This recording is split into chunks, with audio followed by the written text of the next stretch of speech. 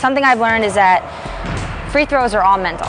You know, you can have great shooters go to the free throw line and not be able to knock them in. Free throws are all mental. You have to have the confidence, and the only way to develop that, I think, is to develop a routine and then to just go through it. You know, so when I step to the line, the first thing, the ref hands me a ball, and I learned this way back, probably when I was about 9 years old.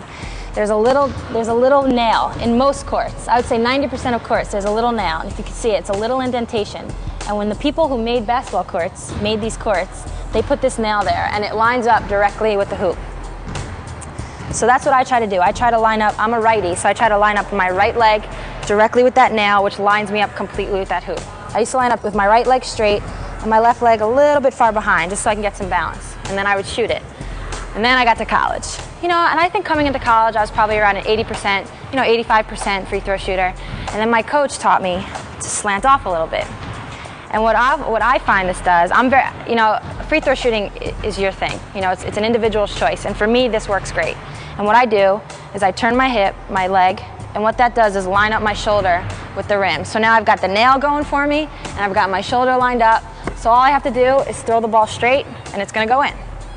So that's pretty much what I do. So I get the ball from the ref, I look for the nail, find it, line up my foot, dribble once, stop, dribble twice.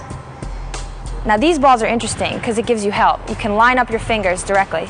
Some people like to put their finger on the shot dot, others like to split it. I like to split it. So that's just my way of doing it. So I split it, dribble twice, get into my stance, and then up. And then I always follow through. And that's pretty much what I do. You know, nothing's in my head, just making the shot.